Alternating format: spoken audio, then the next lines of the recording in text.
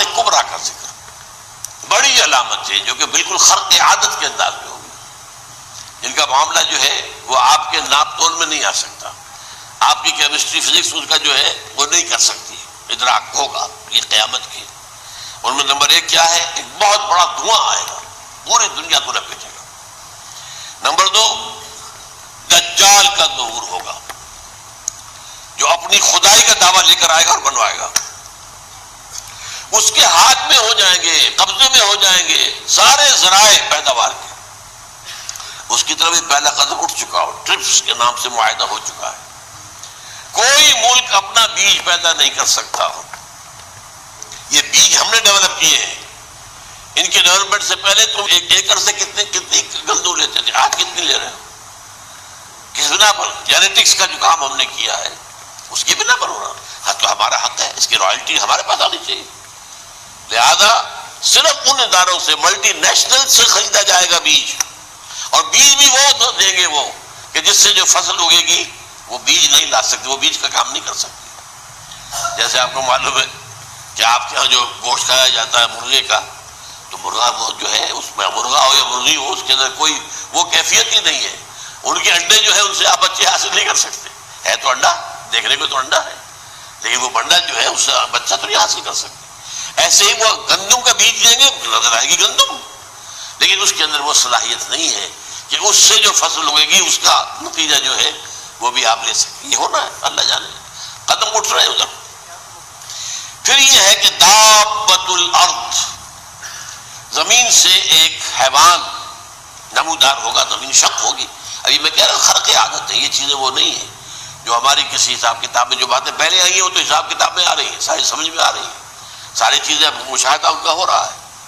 لیکن یہ ہے کہ دابۃ الارض، یہ کہتے ہیں کہ کوہ صفا، اس میں تو نہیں ہے حدیث میں، کوہ صفا پھٹے گا اور اس میں سے ایک حیوان دابہ وہ ظاہر ہوگا، جو اسی لیے فرمایا ہے وَإِذَا وَقَعَ الْقَوْلُ عَلَيْهِمْ أَخْرَجْنَا لَهُمْ دَابَّةً مِّنَ الْأَرْضِ تُكَلِّمُهُمْ، تو ہم اندر سے پیٹ کے چیر کر زمین کے پیٹ کو ایک حیوان کو برآمد کریں گے جو انسانوں سے بات کرے گا، گفتگو کرے گا۔ نمبر 4 طلوع الشمس من المغرب، یہ بھی خرق عادت، سورج تو طلوع ہوتا ہے مشرق سے، غروب ہوتا ہے مغرب میں، لیکن اس وقت معاملہ الٹا ہو جائے، یعنی جو کائنات کے اندر جو گڑبڑ ہوگی کچھ سمجھ میں بات آتی ہے کہ یہ معاملہ جو ہے یہ تو اس پورے سولر سسٹم کو اگر بدل دیتے ہیں تو مشرق مغرب ہو جانا، مغرب مشرق ہو جانا سمجھ میں آنے والی بات ہے۔ اس کے بعد ہے عیسیٰ ابن مریم کا نزول، جس کے بارے میں آج میں نے گفتگو کی ہے تفصیل سے۔ یہ نزول ہونا ہے، یہ علامات قیامت میں سے حضور نے بیان فرمایا ہے، اور قرآن مجید کی جو اصطلاحات ہیں اس کے حوالے سے میں نص قطعی جو ہے وہ میں آپ کے سامنے رکھ چکا ہوں۔ پھر یاجوج ماجوج کا ایک معاملہ ہے، یہ میں ابھی اس وقت زیادہ اس پر بات نہیں کر سکتا۔ حضرت عیسیٰ علیہ السلام کے نزول کے بعد 2 کام ہو گئے،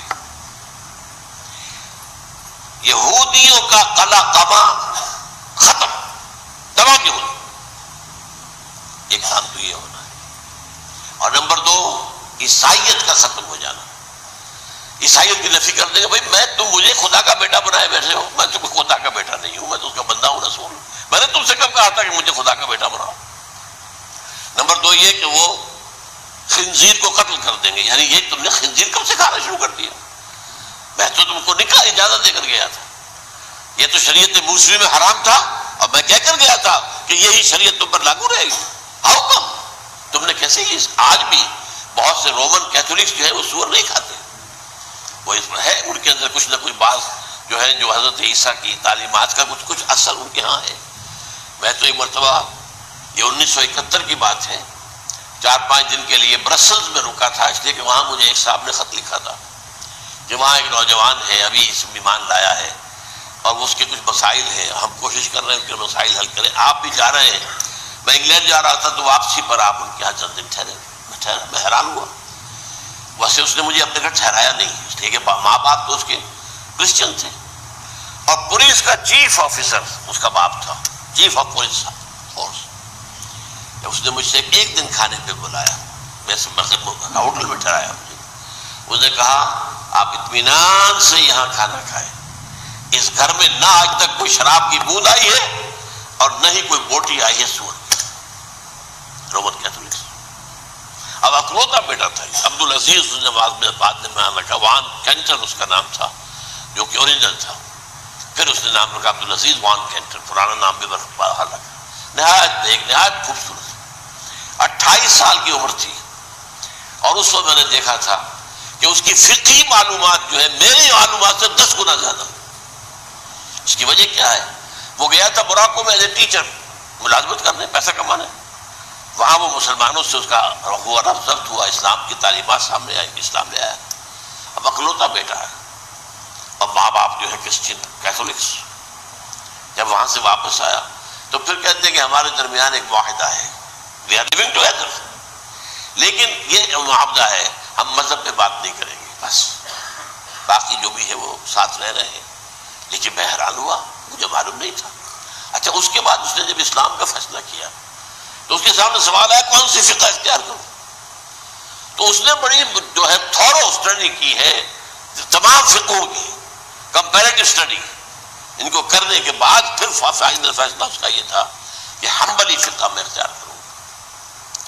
چاروں فقہوں میں سب سے لیٹسٹ حنبلی ہے، یعنی حنفی نمبر 1، پھر مالکی نمبر 2، پھر اس کے بعد شافعی نمبر 3، پھر یہ امام احمد ابن حنبل ہے۔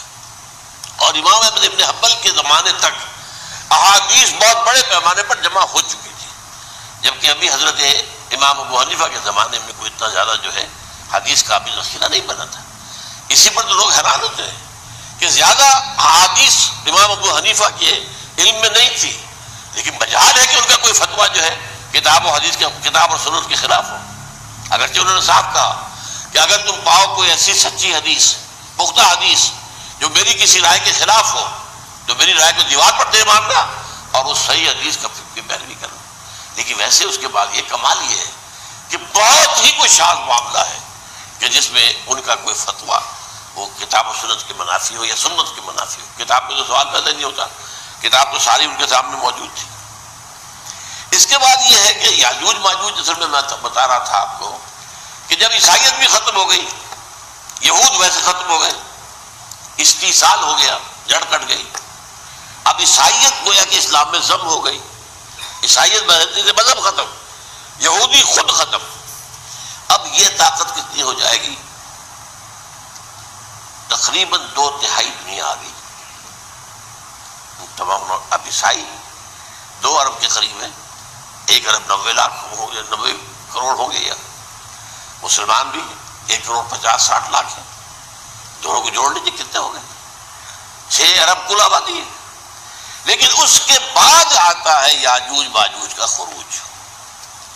یہ یاجوج ماجوج میرے نزدیک چائنا اور رشیا ہے، ان کی مجموعی طاقت اتنی ہوگی، اور یہ اس طرح آئیں گے ہر اونچائی پر سے اترتے ہوئے، پھسلتے ہوئے۔ جیسے 1962 میں جب وار ہوئی تھی بٹوین چائنا اینڈ انڈیا 1962 میں، تو وہ اس وقت کا نقشہ جو آج بھی اخبارات میں پڑھتا تھا تو یاد، waves after waves of Chinese soldiers were coming down the slopes of Himalayas۔ یہ تو وہ ہے نا جن کی تعداد کا کوئی حساب نہیں ہے۔ اور رشیا اور یہ مل کر جو ہے، میرا اندازہ یہ ہے کہ جب پہلے ملحمۃ العظمیٰ ہوگی وہ عیسائیوں اور مسلمانوں کے درمیان، اس وقت یہ دونوں پاورز نیوٹرل رہیں گی، لیکن غالباً یہ بات طے کر لیں گی کہ ویپنز آف ورلڈ جو ہے ماس ڈسٹرکشن، یہ استعمال مت کرنا۔ اگر یہ ویپنز آف ماس ڈسٹرکشن استعمال کرو گے تو ہم میدان میں آ جائیں گے۔ اس میں وہ جنگ جب ہو چکے گی، پھر حضرت عیسیٰ کو فتح حاصل ہو جائے گی، اور پھر یہ کہ یہودیت ختم ہو جائے گی، عیسائیت بطور مذہب ختم ہو کر اسلام میں ضم ہو جائے گا، پھر وہ 40 برس کا عہد حکومت ہے حضرت عیسیٰ علیہ السلام۔ لیکن جب یہ فتح ہو جائے گی ان پر، اب یاجوج ماجوج آئیں گے، اور اتنی تعداد میں آئیں گے کہ بحیرہ طبریہ جو ہے اس کا سارا پانی پی جائے گا۔ یہ تو اگر آپ کو کبھی اندازہ ہو یا کوئی آپ جانے ان لوگوں کو جو ان چینیوں سے واقف ہیں، وہ کہتے ہیں زمین پر ہلتی ہوئی کوئی چیزوں سے وہ چوری چھوڑ کے کھا جائیں گے۔ جہاں وہ جاتے ہیں ایز اے لیبرر، وہاں کے جو سارے کتے ہیں ختم، ساری بلیاں ختم، ہر شے وہ جو سانپ کھاتے ہیں، ہر چیز کھاتے ہیں۔ اور یہ تمام ایسٹرن کنٹریز کے اندر ہوتا ہے، بڑی ڈیلیشس ڈشز ہیں یہ سانپ وغیرہ وغیرہ۔ اور طرح کھا جائے، پانی پئے، ایک قطرہ نہیں رہے گا اس پر. تو پھر جو ہے اللہ تعالیٰ اس وقت جو ہے اس میں ایک ایسی بیماری پیدا کرے گا، یہ سب مر جائے. یہ معجزے سے ہوگا. یعنی ان کے اوپر فتح جو ہے وہ عام لڑائی کے ذریعے سے نہیں ہوگی، بلکہ اس کے اوپر فتح جو ہوگی وہ اللہ تعالیٰ سے بوجھ، ایک بیماری پیدا ہوگی، سب مر جائے گا.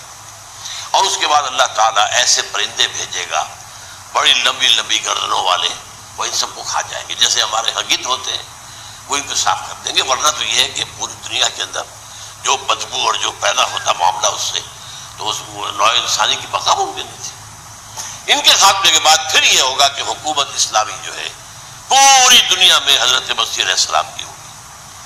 45 برس وہ رہیں گے.